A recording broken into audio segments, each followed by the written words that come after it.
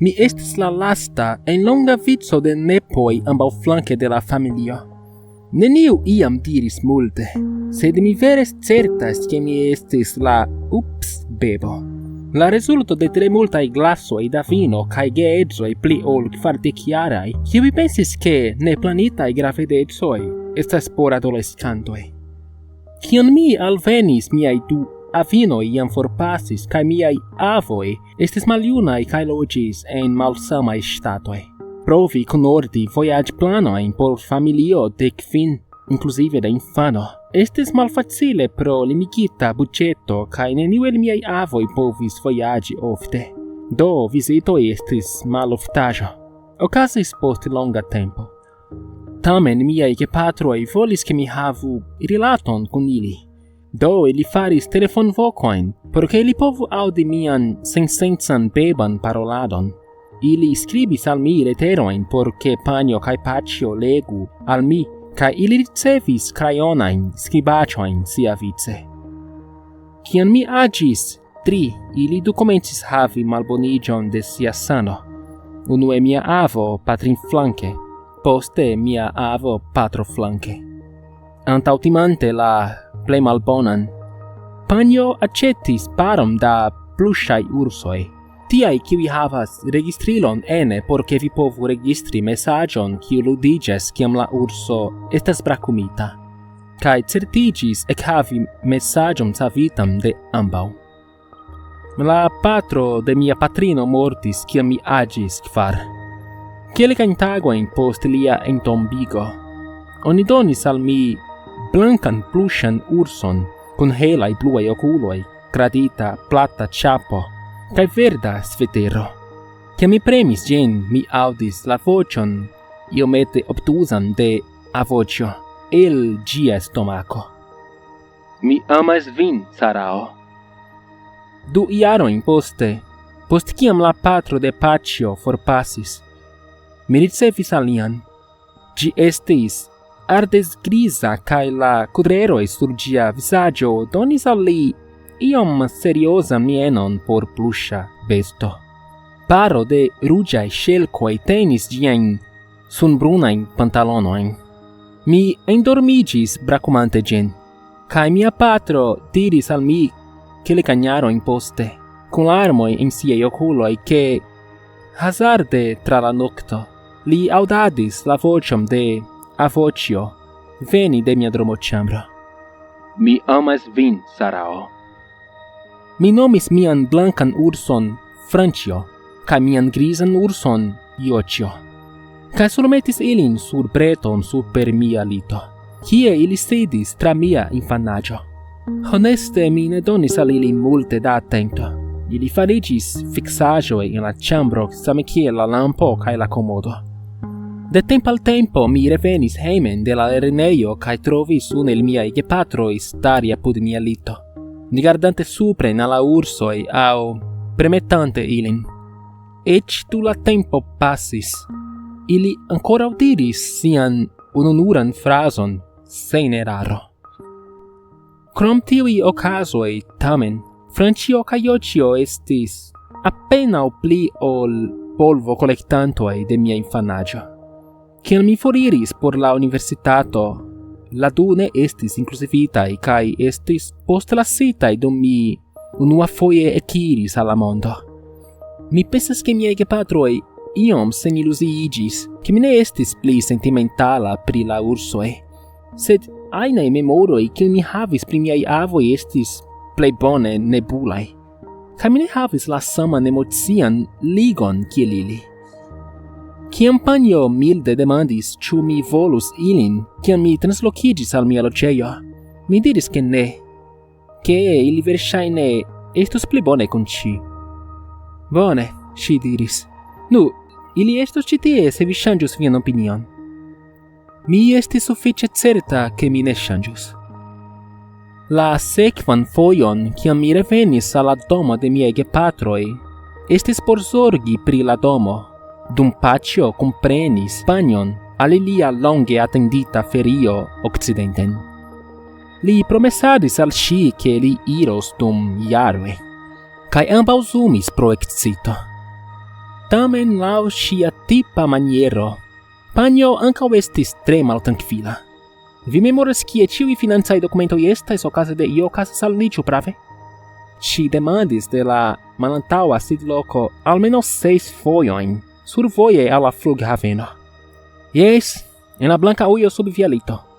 Kaj la testamentoj? En la fajro-rezista ŝloskesto en la malantaŭa de via ŝranko. Kaj la... Mi pensas ke ŝi scias ĉion, karulo. Paĉjo diris. Panjo murmuris kaj rekliniĝis. Nur telefonu se vi bezonos ion. Mi fartos bone, ne zorgu. Vi iras dur nur 1 semajno. Multe povas okazi dum 1 semajno, ŝi diris. Mi ridetis al ŝi, senzorga, kaj ŝi fiksrigardis al mi, sed ŝajnis trankviliĝi. Post kiam mi lasis ilin, mi veturis reen al ilia domo, kaj eksentis min hejme denove. Mi ĵetis mian valizon sur la liton kaj iris al la kuirejo por kuiri vespermanĝon kaj spekti unu el miaj televidaĵoj. Jam delonge mi volis veran tute liberan semajnon por mi, kaj mi planis plene uzi ĝin.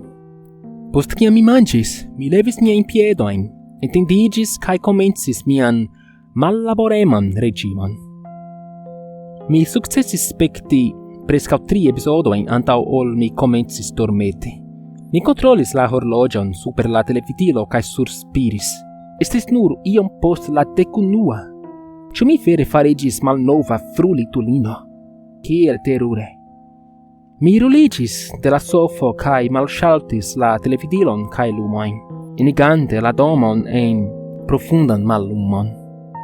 Eĉ en la malhelo mi ne sentis eĉ iomete da maltrankvilo. Mi kreskis en ĉi tiu domo. Mi konis ĝin kiel mian manon, kaj ĉiuj ĝiaj knaroj kaj ĝemoj estis preskaŭ konsolaj. Mi iris laŭ mia vojo al la dormoĉambro kaj ŝaltis la lumon. Pasis almenaŭ 5 jaroj de kiam mi loĝis tie, sed miaj gepatroj ne multe ŝanĝis la dormoĉambron, krom konservi kelkajn aĵojn en la ŝrankon. Ili diris ke tio estis por ke mi sciu ke mi ĉiam havus lokon kun ili. Mi pensas ke estis ĉar ŝanĝi ĝin igus la fakton ke mi estis for pli reala. Kio ajn estis la kialo, mi ŝatis la konatecon. Kiam mi komencis malpaki mian sakon, miaj okuloj estis tiritaj al la breto super la lito. Franĉjo kaj Joĉjo, ĉiam atentemaj, sidis sur la samaj lokoj, kiujn ili okupis dum la plej granda parto de mia vivo. Mi ne scias kial, sed mi ne povis ne rideti kaj etendi la manon al ili. Mi prenis Franĉjon unue kaj tiretis lian ĉapeton, antaŭ premi lin en lian ventron. Mi amas vin, Sarao, Avoĉjo diris. Post kiam mi remetis Franĉjon, mi faris la samon al Joĉjo, kiu rigardis al mi per sia kutima severeco. Mi amas vin, Sarao, li diris. Estis la unua fojo ke mi aŭskultis ilin de kelka tempo. Eĉ se ili ne resonis tiel profunde en mi kiel en miaj gepatroj, plaĉis al mi ekscii ke la registraĵoj ankoraŭ funkciis. Post rapida vizito al la banĉambro kaj ŝanĝo al mia piĝamo, mi estis en la lito kaj rapide dormis. Mi ne povas diri ĝuste kio vekis min. Koŝmaro, mi supozis, konsidere ke mia koro batis iom rapide, sed mi ne povis memori detalojn. Mi prenis profundan respiron kaj ruliĝis, jam endormiĝante denove, kaj trovis min vizaĝe al malhela figuro sur la kuseno apud mi.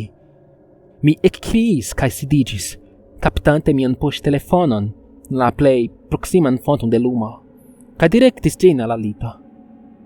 Franĉjo kuŝis apud mi. Mi ellasis rideton kaj iom skuis min por forigi la timon ke li kaŭzis, kaj levis lin. Ĉu vi falis de la breto? Mi demandis kviete.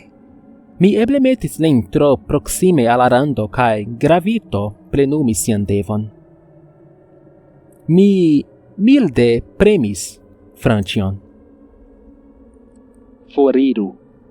Mi rigardis alla urso kai palpebrumis unu foje, mal rapide. Mi eble estis pli dormema ol mi rimarkis, mi pensis. Mi audis aferoi. Por provi al mi che estis nur mia imago, mi premis lin de nove. Foriru. Ancora estis la vocio de avocio, sed anstatau la milda varmeto, kiam gi ciam havis, gi sonis malvarme, prescau minace. Mi ŝetis Francion trans la ĉambron, kie li trafis la muron. De super mia capo, mi audis la pli seriozan vocion de mia alia avo. Foriru. Mi rapide turdis min kaj rigardis al Iocio. Li sedis sur la sama loko kiel ĉiam, sed nun li turnis al la pordo antaŭen. Ĉu mi metis lin tiel? Mi ne povis memori. Foriru. La voĉo de avoĉo venis de Francio denove, pli laŭte ĉifoje. Foriru. Foriru. Foriru. Foriru. Foriru. Foriru. La du iris tien kaj reen. Dum iliaj voĉoj iĝis pli kaj pli laŭtaj, ĝis mi metis miajn manojn sur miaj orelojn kaj saltis el mia lito. Mi volis skrii, sed mia voĉo restis malantaŭ mia timigita lango. Mi stumblis tra mia malhela dormoĉambro, ĉasata de la voĉoj de miaj longe mortintaj avoj. Mi scias ke vi estas tie sube. Iocio kriis. Mi frustiĝis. Tie sube? Ĉu tie sube la breto? Mi ekrigardis trans mian ŝultron al la griza urso, kiu silente rigardis malsupren, de super la lito. Mi foriru de mia ĉambro. Mi foriru de la domo. Mi ekmalfermis la pordon. Mi vidas vin. Francio diris. Mi estis duonvoje en la koridoro. Larmoj iris la mia vizaĝo. Mi ne sciis kio okazis. Ĉu mi frenesiĝis? Ĉu mi sonĝis? Ĉio kion mi sciis estis ke miaj du infanaĝaj ludiloj kriis minacojn al mi kaj mi foriru de ili. Mi turnis min al la ŝtuparo. Faru unu plian paŝon kaj mi certiĝos ke ĝi estos via lasta. Iocio kriegis. Foriru! Francio kriis. De ie sube de la ŝtuparo, paŝo knaris. Iu alia estis en la domo. Ili tute ne kriis al mi. Mi konstatis kun vere stranga miksaĵo de konfuza trankviliĝo kaj nove formita hororo. Ili kriis al la enrompanto, kiu estis suprenironta la ŝtuparon, rekte al mi. Foriru! Foriru! Miaj avoj kriis kune. Paŝoj bruis trans la lignan plankon sube. Io falis en la salono kun laŭta kraŝo, kaj denove en la kuirejo. Antaŭ ol la malantaŭa pordo bruis kontraŭ la kuirej-tablo kaj aŭtomotoro ekfunkciis. Iel mi reakiris mian scion sufiĉe por kuri al la dormoĉambro de miaj gepatroj kaj rigardi tra la fenestro al la enveturejo sube. Camioneto veturis malantaŭen sur la straton. Li koliziis kun la letergesto de la najbaro. Rektigis sin kaj poste krierapidis en la nokton. Peza silento falis sur la domon denove.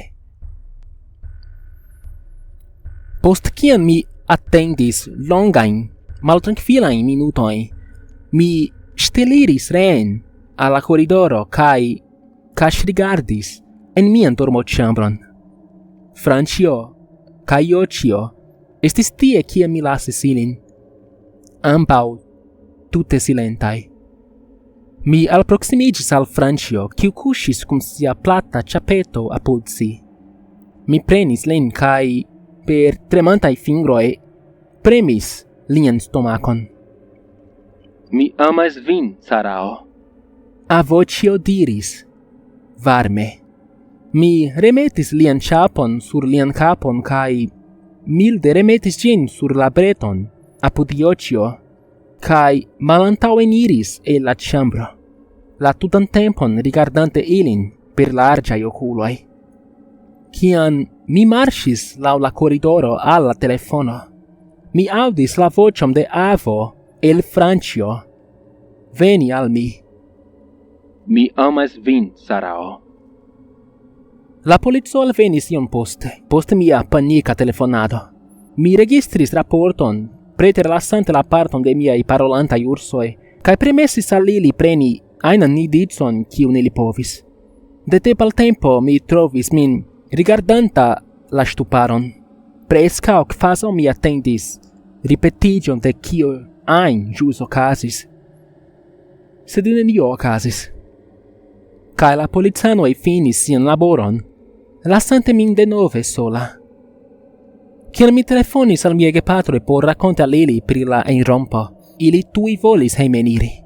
Sed mi certigis ilin che ne estas necesse. Vere, mi diris. Mi ne pensas che mi havas ion ain por sorgi.